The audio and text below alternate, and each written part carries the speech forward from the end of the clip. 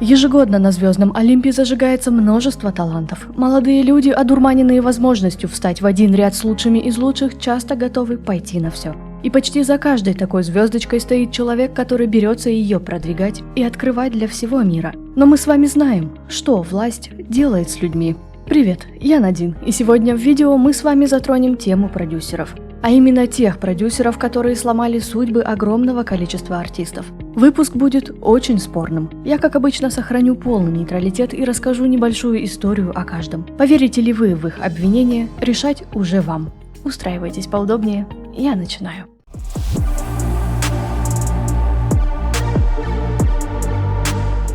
Начну я с главного создателя бойсбендов, из-под крыла которого появились легендарные Backstreet Boys и NSYNC.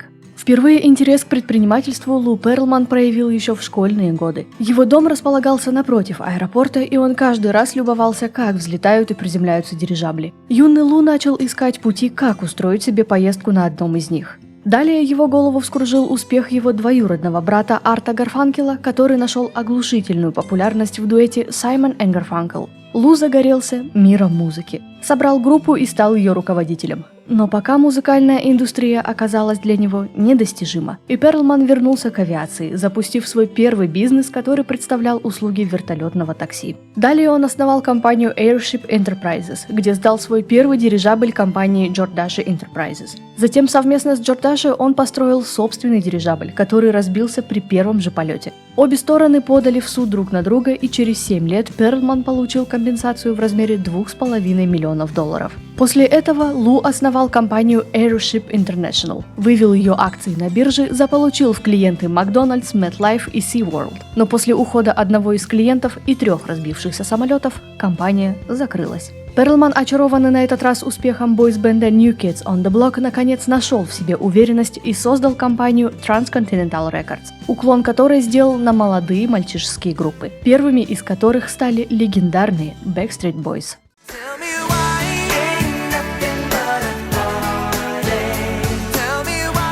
Успех группы оказался феноменальным. Если вдруг захотите узнать о них больше, можете посмотреть мои видео с их историей. Но Лу стало этого мало, и он начал штамповочный конвейер, с которого смог выпустить всего одну действительно успешную группу главных конкурентов Backstreet Boys – NSYNC. Также среди созданных Перлманом групп были O-Town, Take 5, Us 5, женская группа Innocence, в которой недолго пробыла Бритни Спирс, и многие другие. Получив сотни миллионов дохода, Лу решил, что он всевластен. Но мальчики взрослели и становились умнее. Так в один день парни из Backstreet Boys обнаружили, что их суммы на банковском счете абсолютно не сходятся с тем, что они реально зарабатывали. Оправданием Лу было: «Я потратил миллионы, чтобы вам достался этот успех. И теперь я хочу компенсировать затраты. Я ваш менеджер, я получаю комиссионные как ваш менеджер. Я 6-й участник группы, и я буду получать 1/6 от всего, на чем вы зарабатываете». Это было незаконно, у менеджера нет таких прав. И парни отправились в суд, который выиграли. Далее их примеру последовали и NSYNC, и многие другие. Все дела были либо выиграны, либо урегулированы в досудебном порядке. Но это оказалось не все. В сеть начала просачиваться информация, что Перлман любил не только деньги, но и внимание юных мальчиков, среди которых, по слухам, оказался и Ник Картер. Первые обвинения появились еще в 1997-м. Нику стало неудобно оставаться в доме Перлмана. Затем родители других мальчиков сообщили, что Лу вел себя неподобающим образом. Но ни Ник Картер, ни его родители долгое время не комментировали эту ситуацию, пока в одном из интервью Джейн Картер не сболтнула лишнего, заявив, что Нику было неприятно говорить о случившемся, что это отразилось на всей семье и что она надеется, что Перлмана разоблачат. Годы спустя стало появляться все больше и больше подробностей. Лу был не против вместе с подопечными посмотреть порно, мог запросто голый запрыгнуть к ним в кровати, заходил на репетиции и просил снять футболки, чтобы оценить их пресс. Делал массаж, любил обниматься, а некоторых видели по ночам, выходящих из его комнаты. Большинство никак не комментировали это, но нашлись те, кто открыто заявил о происходящем. Рич Кронин, бывший участник группы LFO, рассказал, что Перлман открыто предлагал ему пойти на сексуальный контакт с одним из больших продюсеров ради карьеры группы. Тим Кристофор, бывший участник группы Take 5, рассказал, что неоднократно Перлман встречал их голым. А участница Innocence Ники Делауч поделилась, что Лу показывал другим парням видео, где она и другие девушки были обнаженными. Геем Перлмана открыто никто не называл. Если там и было что-то, он хорошо это скрывал в своих романах с женщинами. Были и те, кто защищал Лу. Одним из них стал покойный младший брат Ника Картера Аарон, который заявил, что никогда не был свидетелем какого-то неподобающего поведения со стороны Перлмана. Проблемы с подопечными стали не единственными для Лу. На него подавали в суд и за другое мошенничество в сфере поиска талантов, а в феврале 2007-го правоохранительные органы Флориды объявили, что программа сбережений, которую создал Перлман, является мошеннической. Следуя схеме Понци, Лу получил от инвесторов более $1 миллиарда. Перлман соблазнял состоятельных людей, среди которых большинство были пенсионеры, а также банки, инвестировать в свои компании. Все компании были фикцией, существующей только на бумаге. После успеха NSYNC и Backstreet Boys, Transcontinental Records появилась вне бумаги и начала получать прибыль от подписанных на нее исполнителей. Популярность парней превратилась в двигатель для расширения схемы. Перлман использовал фальшивые документы, чтобы завоевать доверие инвесторов, где он обещал всем золотые горы. Лу подался в бегство.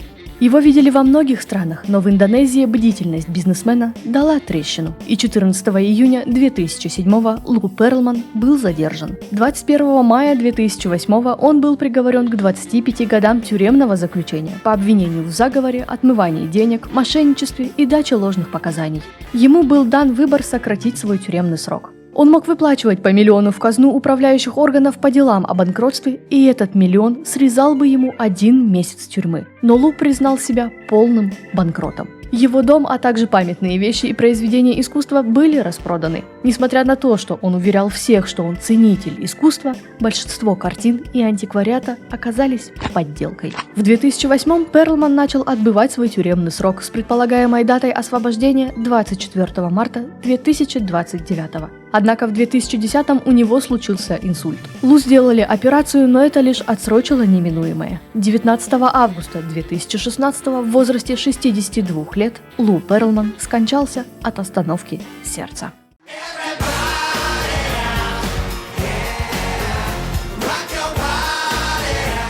Лукаш Готвальд, известный всему миру под псевдонимом Доктор Люк, мечтал стать барабанщиком. Но родители не разрешили ему купить барабанную установку, и он переключился на гитару, на которой научился играть самостоятельно. Далее он поступил в Манхэттенскую музыкальную школу, а в 96-м стал частью Saturday Night Live Band, попутно делая свои первые шаги в качестве продюсера.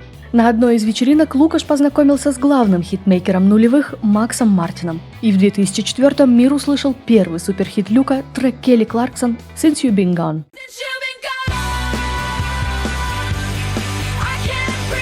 Далее из-под его крыла посыпались десятки хитов, среди которых «You Plus Your Hand» от Pink, «Girlfriend» от Аврил Лавин, главные хиты Кэти Перри «I Kissed a Girl» и «Hot and Cold», несколько треков для альбома Бритни Спирс «Circus», второй гимн США «Party in the USA» Майли Сайрус и хит Флорайды «Right Round», где мир впервые услышал Кешу.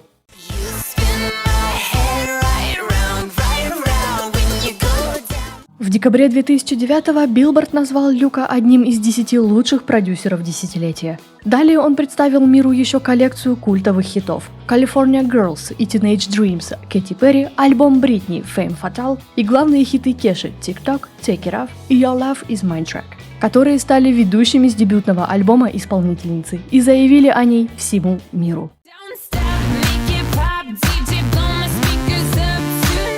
Далее Кеша выпустила EP Cannibal и альбом Warrior, с которых также мир услышал хиты.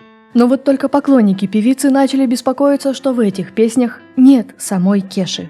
В сентябре 2013-го один из ее фанатов подал петицию с просьбой освободить Кешу от Доктора Люка, обвинив его в задержке творческого роста исполнительницы. Петиция собрала более 10 тысяч подписей. Позже поклонники выяснили, что сама Кеша практически не имела творческого контроля над альбомом Warrior, и что некоторые песни были исключены из него против ее желания. В октябре 2014-го уже сама Кеша подала иск против Люка, обвинив его в сексуальном, гендерном, эмоциональном насилии, домогательствах и нарушении деловой практики. Она также заявила, что доктор Люк неоднократно накачивал ее наркотиками, вступал с ней в сексуальный контакт с ее согласия и без него, и что из-за его оскорблений у нее развилось расстройство пищевого поведения. Кеша обратилась в суд с просьбой разорвать контракт. В ответ доктор Люк подал встречный иск против Кеши, обвинив ее мать и ее руководство в фабрикации заявлений о жестоком обращении с целью разорвать контракт. Далее он подал иск о клевете против адвоката Кеши, обвинив его в том, что тот заявил, что Люк изнасиловал Леди Гагу.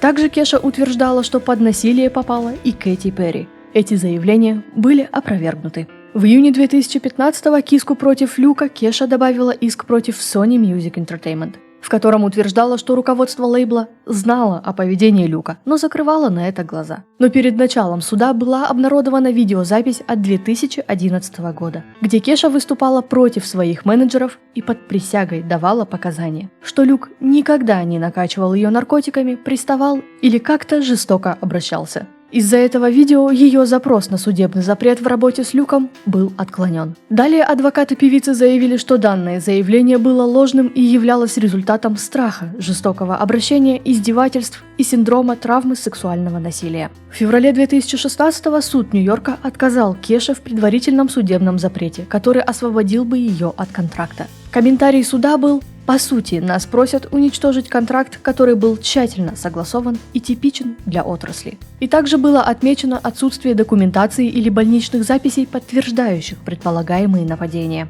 Приговор вызвал протесты фанатов и положил начало движению Free Kesha. В свою защиту у себя в Твиттере Люк написал: «Я не насиловал Кешу и никогда не занимался с ней сексом. Мы были с ней друзьями много лет, и она была мне как младшая сестра», добавив, что иск мотивирован деньгами. Далее начали поступать сообщения о предполагаемом предложении, сделанном Кеше. У себя в соцсетях она опубликовала сообщение о том, что ей предложили свободу от контракта при условии, что она откажется от обвинений в изнасиловании и наркотиках и публично извинится за ложь. Она отвергла это предложение, а представитель доктора Люка отрицал, что такое когда-либо озвучивалось.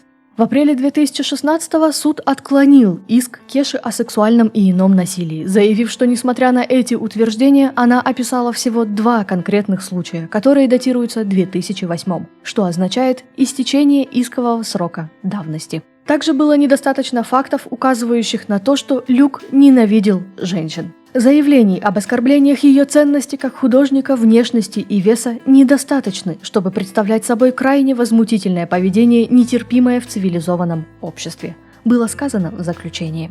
В августе Кеша прекратила это дело. В июле 2017-го все на том же лейбле доктора Люка выпустила новый сингл «Praying», а в августе вышел новый альбом. Но самого Люка на лейбле уже не было. В апреле 2017-го Sony Music исключили его из своего списка продюсеров, и он лишился места генерального директора на своем лейбле Kemosabe Records. В этом же году он сменил имя на Made in China и продолжил работу с другими артистами, среди которых были Trey Songz, Doja Cat, Нио, Ники Минаж и другие. Большой критике подверглась судья, которая была замужем за адвокатом, работавшим на Sony Music. Многие написали, что дело рассматривалось необъективно. В марте 2017-го она отклонила поправки со стороны Кеши, где она указывала, что насилие было непредсказуемым, указав на момент, что певица заявляла, что подобное поведение со стороны Люка началось еще в 2005-м.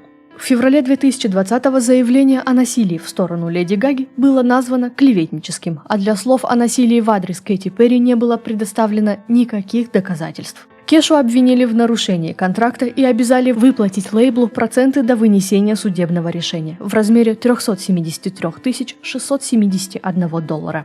В апреле 2021-го коллегия судей признала Люка непубличной фигурой. Это решение имело важное значение, поскольку общественные деятели должны соответствовать высоким юридическим стандартам, чтобы доказать, что их оклеветали. В итоге доктор Люк должен был доказать, что Кеша действовала злонамеренно.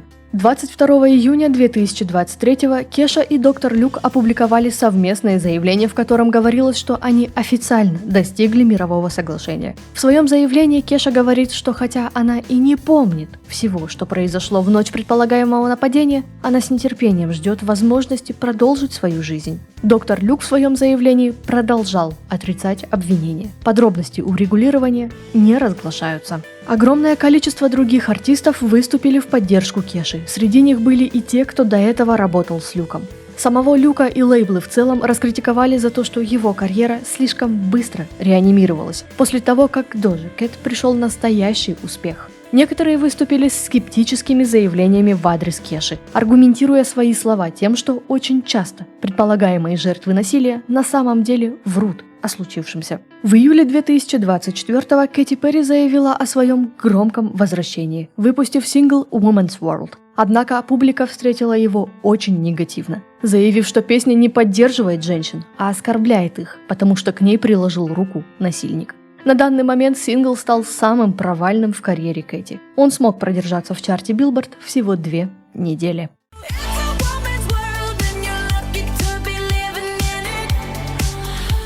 Дэниел Джеймс Шнайдер изначально думал об актерской карьере. В старшей школе он был частью театра, а в 80-х начал сниматься в кино, исполняя в основном второстепенные роли.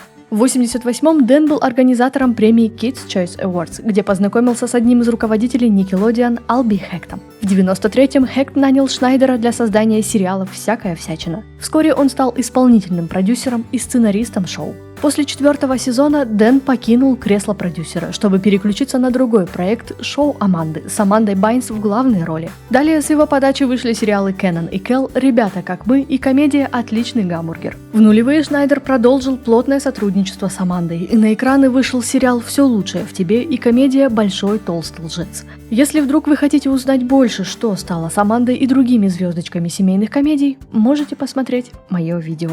Далее вышли еще не менее успешные проекты канала iCarly и Zoey 101, где главную роль исполнила младшая сестра Бритни Джейми Лин Спирс. В 2008-м Шнайдер зажег миру Викторию Джастис. Состоялась премьера Виктории Победительницы.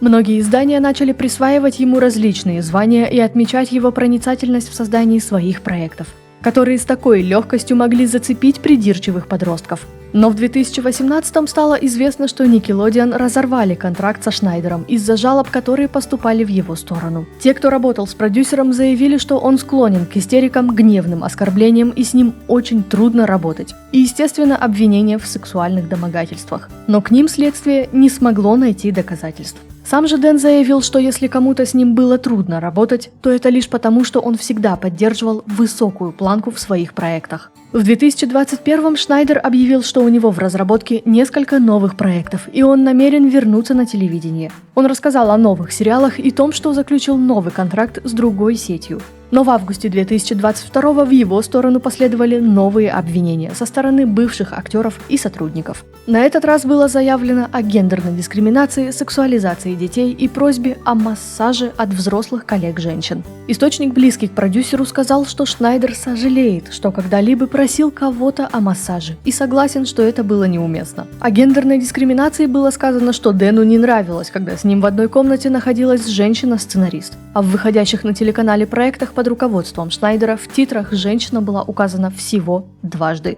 Одна из сценаристок поделилась, что получала в 2 раза меньше денег, чем ее коллеги-мужчины. Однако тогда ее не смущали низкие зарплаты. Она добавила, что сделала очень много, чтобы получить это место, и не могла отказаться, сказав себе «не жалуйся, делай все, что должна, чтобы сохранить это место». Также было заявлено, что сценаристы, актеры и члены съемочной группы чувствовали себя некомфортно из-за сексуализированных сцен в сценариях продюсера. Актриса Алекса Николас назвала обстановку на съемочной площадке Zoey 101 травмирующей, вспомнив сцену, в которой Джейми Лин из шприца брызнули липкой жидкостью. Она добавила, что Шнайдер был в восторге от сцены, а жижа, капающая Джейми на лицо, напоминала сперму. Здесь также люди, приближенные к продюсеру, выступили с защитой, заявив, что слизь была стандартной, зеленой, как знаменитая слизь Nickelodeon, добавив, этот эпизод вышел в эфир, и его посмотрели миллионы. И, насколько нам известно, ни один зритель не испытал беспокойства. Еще актриса обвинила Шнайдера в том, что он заставлял ее носить открытую одежду и не чувствовала себя в безопасности, находясь рядом с ним. Также похожий случай произошел на съемках Виктории Победительницы. Актриса Даниэла Моне о своей сцене, где она ест огурец и наносит блеск на губы, заявила, что очень хотела бы, чтобы некоторые сцены были менее сексуализированы. Критике подверглись и многие наряды, на что уже представители канала заявили, что абсолютно все сцены, наряды и прочее были согласованы и утверждены и с соответствующими людьми из защиты детей, и с родителями.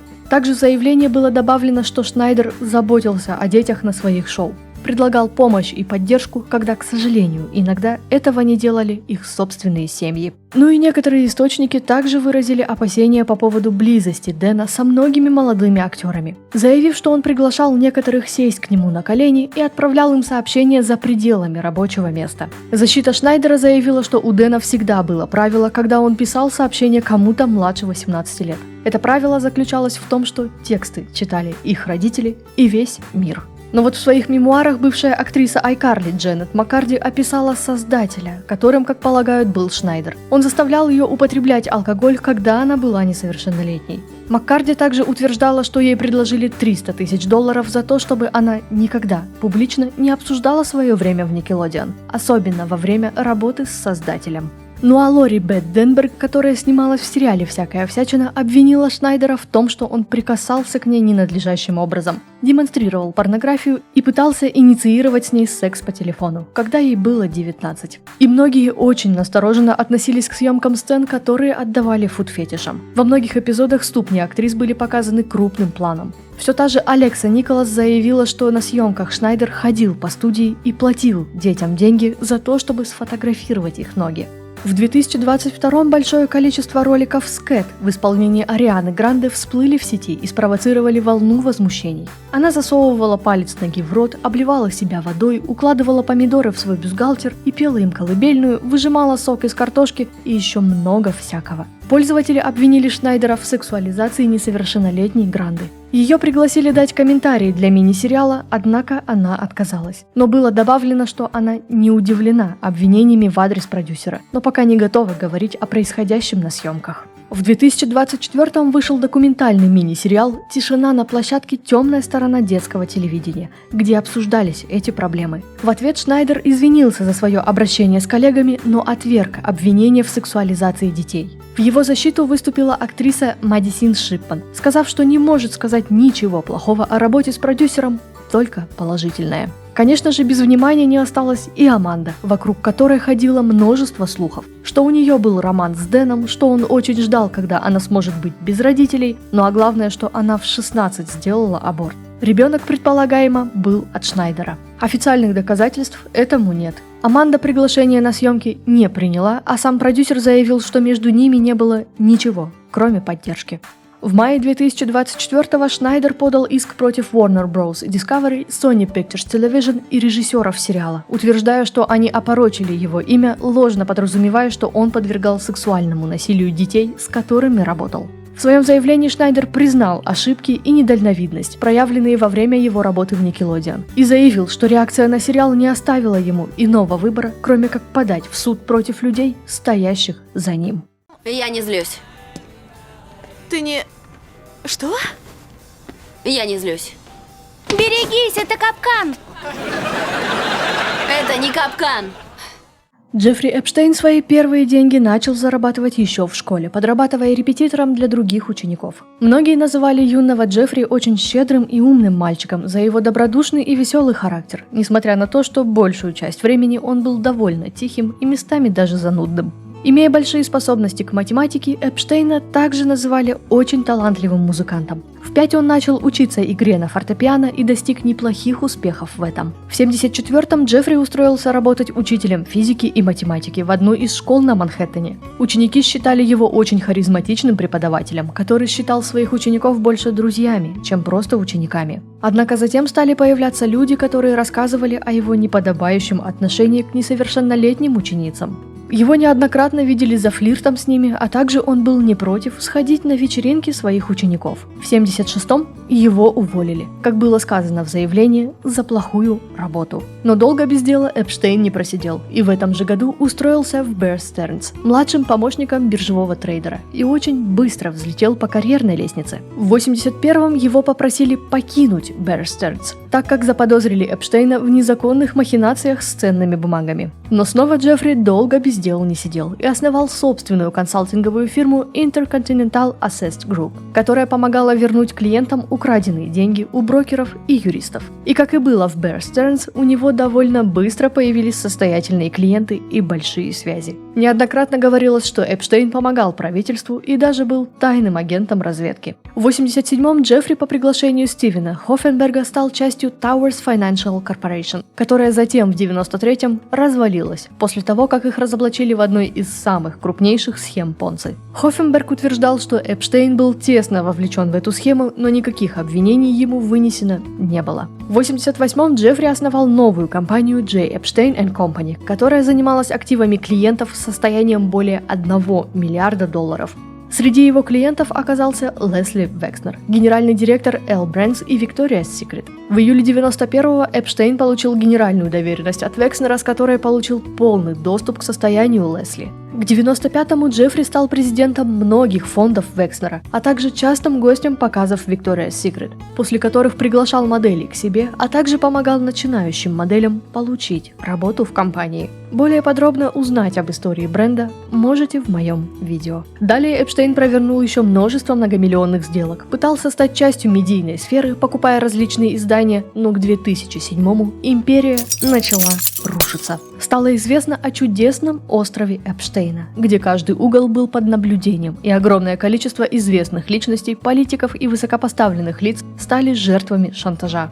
А все из-за камер, которые фиксировали каждый их шаг, включая любовные утехи с несовершеннолетними девочками. Как затем заявила помощница Эпштейна, это был его страховой полис. А годы спустя появился знаменитый список, который ударил по многим известным личностям. А самолет, на котором летали влиятельные люди, был назван Лолита Экспресс за то, что там часто видели совсем юных девочек.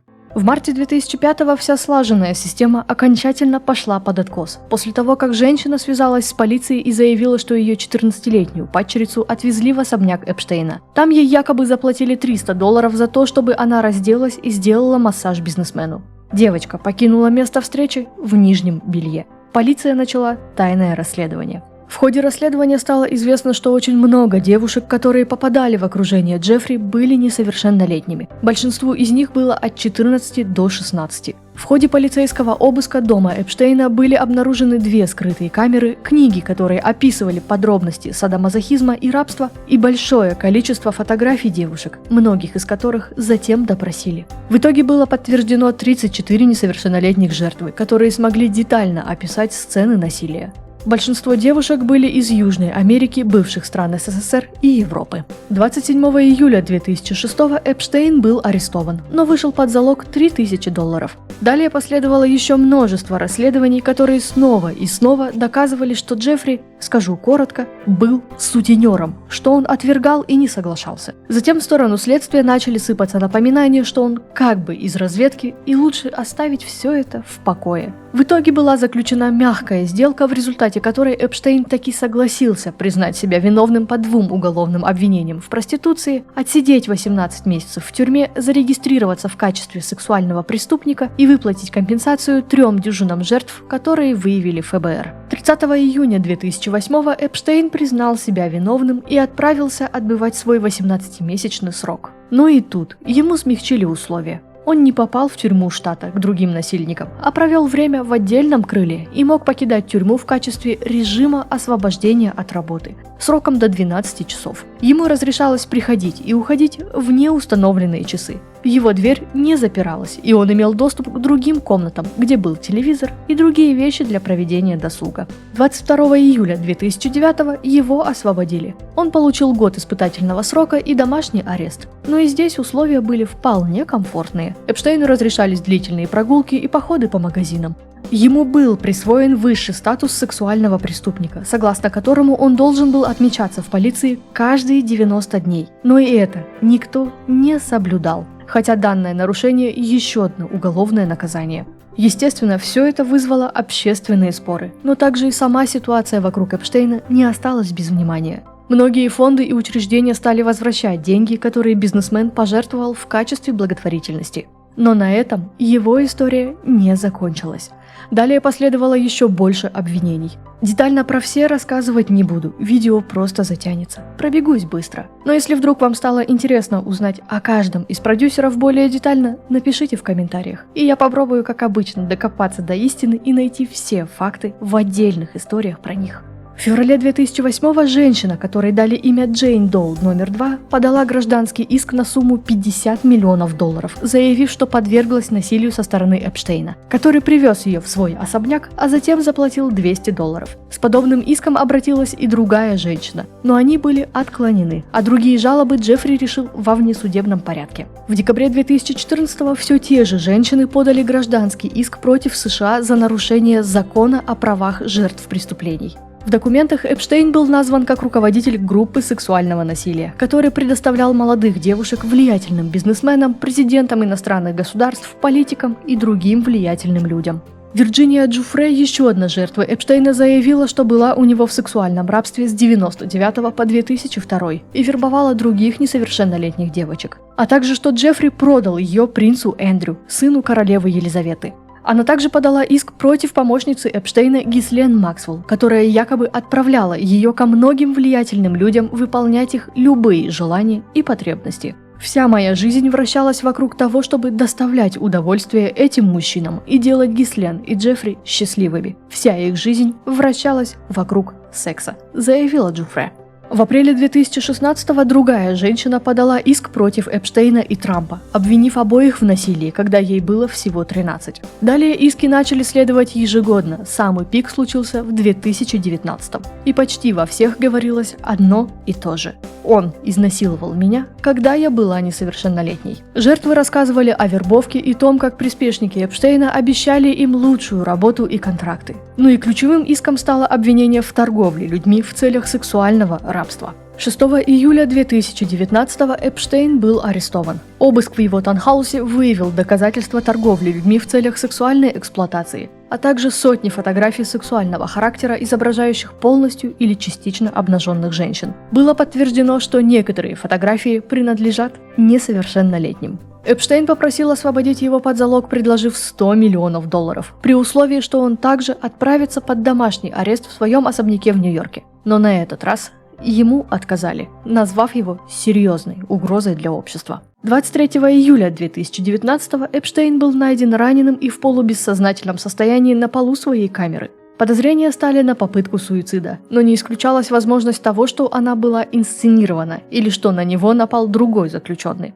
Некоторые заявили, что он попытался повеситься, другие, что это было подстроено, третьи, что на него напал сокамерник. После этого Эпштейна поместили под наблюдение за самоубийцами. 6 дней спустя его перевели в специальную камеру вместе с другим заключенным, где затем охрана проверяла их каждые 30 минут. 9 августа 2019-го сокамерника Эпштейна перевели, но его место никто не занял. Предписанные проверки в ту ночь никто не выполнял, охранники просто уснули, а видеокамеры возле камеры Джеффри внезапно вышли из строя. 10 августа 2019-го Джеффри Эпштейн был найден мертвым. Причиной было названо самоубийство. Однако после вскрытия появились вопросы, а точно ли он повесился? Причиной этого стал перелом подъязычной кости, который происходит чаще всего от насильственного удушья, а не от петли. Но возможность этого не исключается. Здесь тоже можно устроить целое расследование. Адвокаты Эпштейна не были согласны с решением судмедэкспертов, которые назвали официальной причиной смерти самоубийство через повешение. Началось независимое расследование, которое выявило несколько фактов, которые указывали именно на убийство. И началось серьезное расследование, где было выявлено множество нарушений в тюрьме, фальшивые записи и много всего другого. Далее стало известно о финальном завещании, которое Эпштейн подписал 8 августа, за 2 дня до своей смерти, а также то, что он делал отчисления на счета других заключенных, которые охраняли его от нападений. 29 августа 2019 дело против Эпштейна было закрыто, а 5 сентября он был похоронен в безымянной могиле рядом с родителями. Их имена также были удалены, дабы избежать актов вандализма.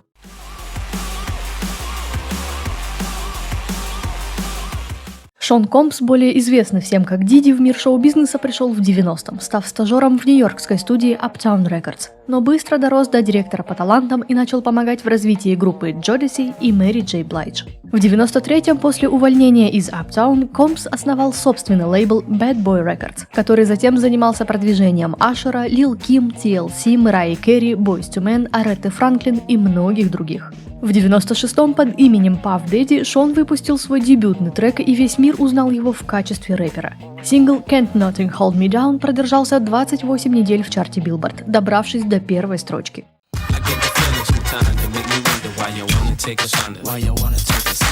В 2001-м Компс сменил псевдоним на знаменитого P. Diddy, взял под свое крыло Келлис и отправился выступать на разогреве у NSYNC. В 2005-м он снова изменил псевдоним, став просто Диди. Причину рэпер объяснил тем, что его фанаты оказались в замешательстве, как верно к нему обращаться. В октябре 2006-го Компс выпустил пластинку Press Play, куда вошли хиты Last Night, который он записал совместно с Кейшей Кол, и Come to Me с Николь Шерзингер.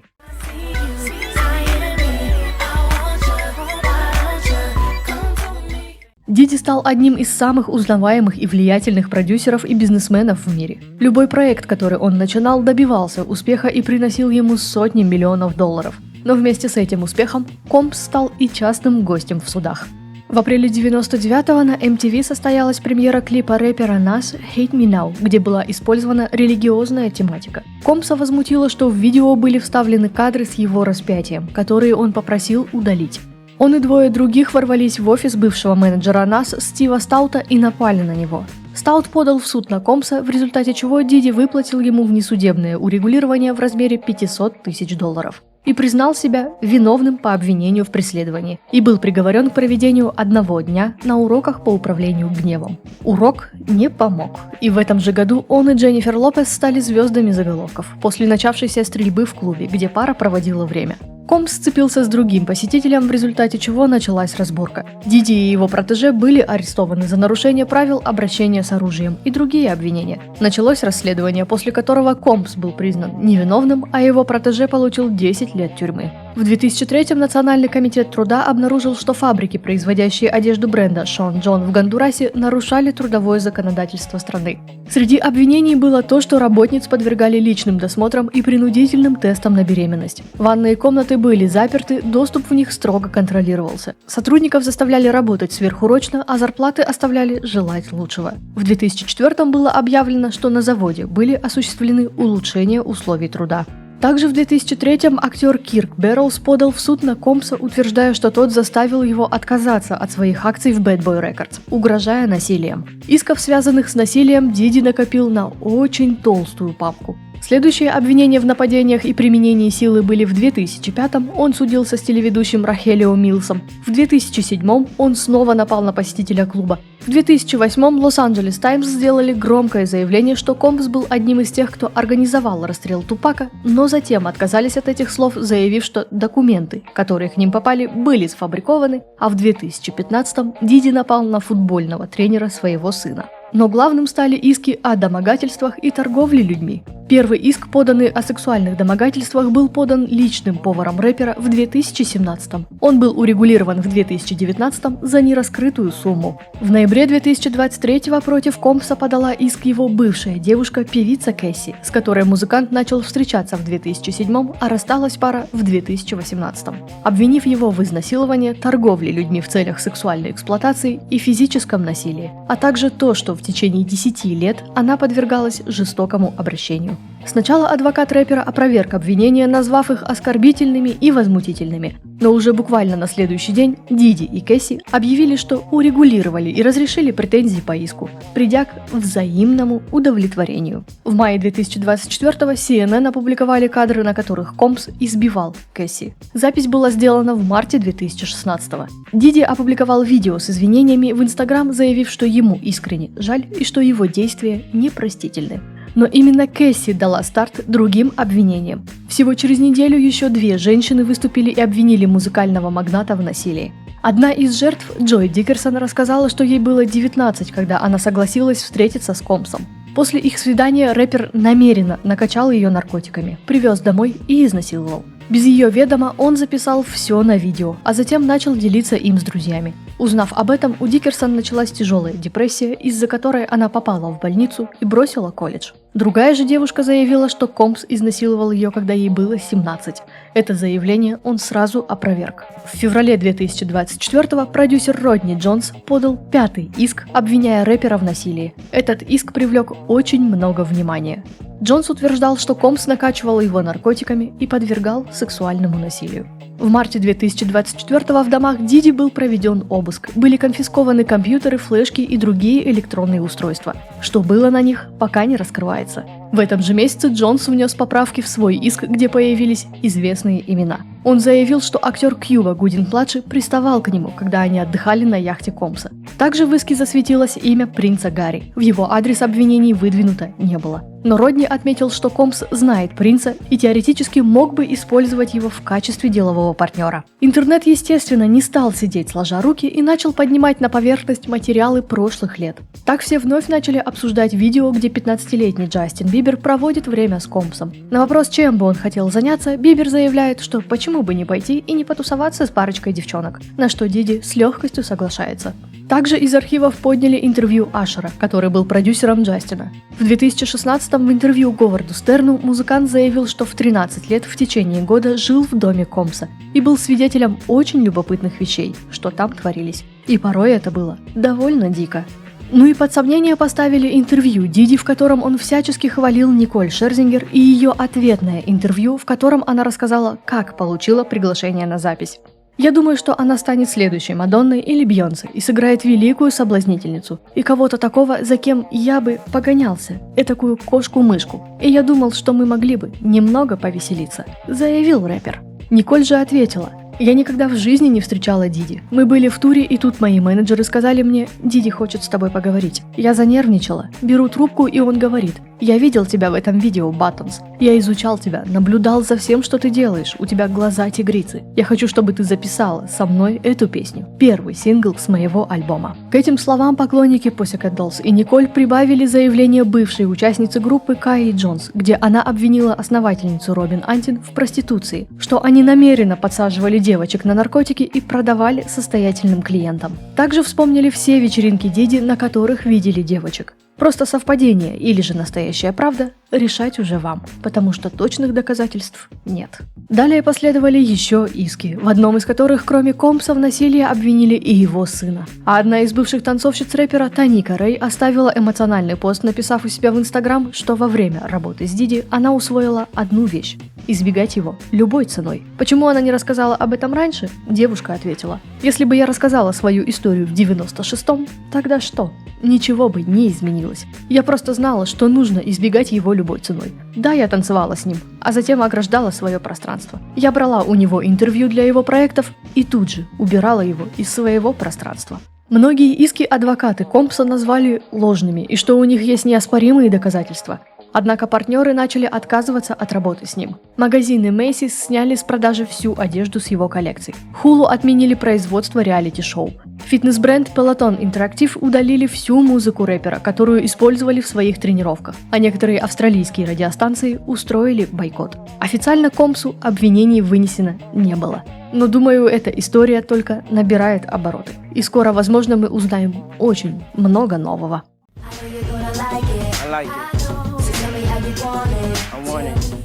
Ну и завершат выпуск, конечно же, братья Вайнштейн. И придется очень постараться охватить важное и не затянуть рассказ. История этих двоих тянет на видео из нескольких частей, если рассказывать все детально. Боб Харви и их друг Корки Бургер начали с продюсирования рок-концертов. В 70-х Harvey & Corky Productions привезла в Буффало лучших исполнителей, в том числе Фрэнка Синатру, The Who, Джексона Брауна и Rolling Stones. Но больше всего оба брата были очарованы миром кино, и в конце 70-х на заработанные деньги от концертов создали свою независимую кинопрокатную компанию Miramax. В 80-х компания начала набирать обороты. В 88-м с документальным фильмом «Тонкая голубая линия» Miramax привлекли к себе еще больше внимания. В 93-м братья заключили сделку с Disney, которые начали владеть компанией. Но оба брата остались во главе студии. А в 94-м под крылом Miramax вышел первый блокбастер «Легендарное криминальное чтиво». Далее студия выпустила английского пациента, умницу Уилла Хантингтона и влюбленного Шекспира. В сентябре 2005-го братья Вайнштейн покинули Miramax, чтобы создать собственную продюсерскую компанию The Weinstein Company вместе с другими известными людьми, среди которых были режиссеры Роберт Родригес и Квентин Тарантино. После обретения такой власти многие стали рассказывать, что братья, особенно Харви, начали душить творческий процесс. Режиссеры делились, что он наплевательски относился к их видению, требовал сделать так, как он этого хочет, объясняя все тем, что он лучше знает, что нужно сделать для фильма, чтобы он стал финансово успешным. Очень часто срывался на режиссеров и других продюсеров, оскорбляя и угрожая. Если сказать в двух словах, человеку было плевать на творчество, которое не приносило бы прибыли.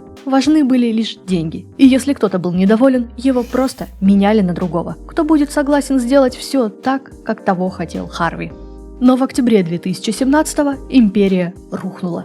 Более дюжины женщин обвинили Вайнштейна в сексуальных домогательствах, изнасилованиях и нападениях. Боба также обвиняли, но на фоне своего старшего брата иск против него выглядел очень скромно. Харви пытался всеми силами опровергнуть все обвинения, заявляя, что он всегда вступал в контакт лишь по согласию, но обвинений стало появляться все больше и больше. 8 октября Вайнштейн был уволен из своей компании, а также лишился места во многих других советах, включая Академию кинематографических искусств и Гильдию режиссеров Америки. После нескольких месяцев безуспешных попыток продать The Weinstein Company, компания подала заявление о банкротстве и была закрыта 16 июля 2018 года. Сразу же после нахлынувшей волны обвинений жена Харви, Джорджина Чапман, заявила, что уходит от него. Все эти события обернулись в эффект Вайнштейна и дали старт движению Me Too, которое призывало женщин больше не молчать и рассказывать всем о том, что им пришлось пережить. В ноябре стало известно, что Вайнштейн нанял частную разведывательную фирму Black Cube, которые должны были заставить замолчать журналистов и попытаться решить вопросы с обвинениями со стороны известных женщин. Знаю, что многим захочется написать «сама виновата» или «почему раньше молчала». Я вам скажу, что нет, некоторые не молчали, на это просто не обращали внимания. В 98-м Гвинет Пэлтроу в интервью сказала, что Вайнштейн заставляет делать кое-какие вещи. В 2005-м Кортни Лав дала совет молодым актрисам не ходить на частые вечеринки Харви. В 2010-м была опубликована статья «Девочки Харви», где его репутацию назвали «диванчик для кастинга», и что каждые несколько лет он выбирает новую девушку в качестве своего питомца. В 2013-м во время премии «Оскар» Сет Макфарлейн, объявляя номинанток на лучшую женскую роль второго плана, пошутил: «Поздравляю, вам, дамы, больше не придется притворяться, что вас привлекает Харви Вайнштейн».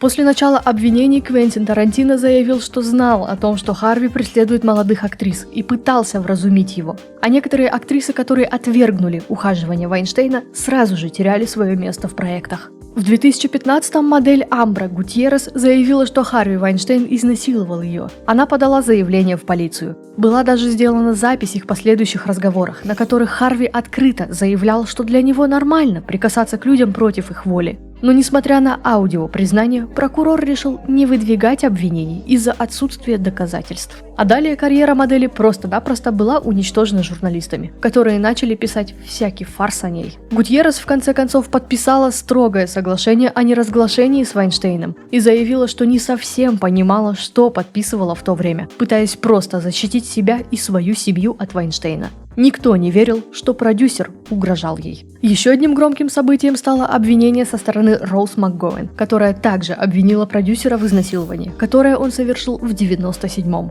Далее The New York Times сообщили, что актриса получила компенсацию в размере $100 тысяч, а Вайнштейн и все же те же Black Cube начали шпионить за ней, дабы избежать еще каких-то утечек в СМИ. С момента первого сообщения в 2017-м более 80 женщин обвинили Вайнштейна в сексуальных домогательствах, нападении или изнасиловании. В ноябре 2017-го группа предполагаемых жертв во главе с итальянской актрисой Азией Ардженто опубликовала список из более чем 100 предполагаемых случаев.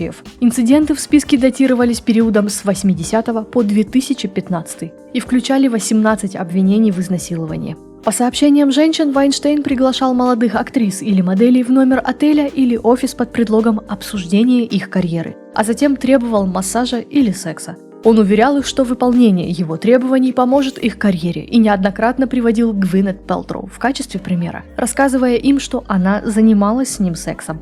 Среди других известных актрис, которые обвинили Харви в домогательствах, были Кейт Бланшетт, Кейт Бекинсейл, Хелена Бонем Картер, Кара Делевинь, Ева Грин, Сальма Хайек, Пэрис Хилтон, Анджелина Джоли и многие-многие другие. Бекинсейл рассказала, что Харви встретил ее в халате, а несколько лет спустя задавал ей вопросы, пытался ли он что-то сделать с ней в ту встречу. Он просто не помнил тот день. Сальма столкнулась с Вайнштейном во время съемок «Фриды». Актриса рискнула сказать ему «нет» несколько раз. Дело дошло до прямых угроз смерти. Джоли рассказывала о своем неудачном опыте с ним в юности, после которого она решила, что больше никогда не будет работать с Вайнштейном. И такая история есть у каждой, кто выступил с обвинениями. 25 мая 2018 прокуратура округа Нью-Йорк предъявила Вайнштейну обвинение в изнасиловании, преступном половом акте, сексуальном насилии и сексуальных домогательствах. Он был арестован и предстал перед уголовным судом Нью-Йорка. Вайнштейн был освобожден в тот же день под залог в $1 миллион. Он согласился сдать свой паспорт и носить монитор. Но 1 марта 2020 Вайнштейн был приговорен к 23 годам тюремного заключения. Конечно же, следом пошли апелляции и повторное судебное разбирательство, которое было назначено после отмены обвинительного приговора за изнасилование. И было добавлено, что судья допустил вопиющие ошибки. Рассмотрение дела назначено на ноябрь 2024. Но адвокаты продюсера настаивают на том, чтобы начать все как можно скорее. Многие, конечно, после этих заявлений не стали молчать, разочаровавшись в судебной системе. В марте Вайнштейну исполнилось 72, и учитывая его постоянные проблемы со здоровьем, многие стали полагать, что он может просто не дожить до нового приговора. Ну и на этом все. Спасибо, что досмотрели до конца. Если вас заинтересовала тема продюсеров, пишите об этом в комментариях, ведь я рассказала всего о нескольких, а список имен, к сожалению, довольно большой. Ставьте лайки, подписывайтесь на меня везде, где только сможете и захотите, а я пошла работать над новым видео. Увидимся совсем скоро.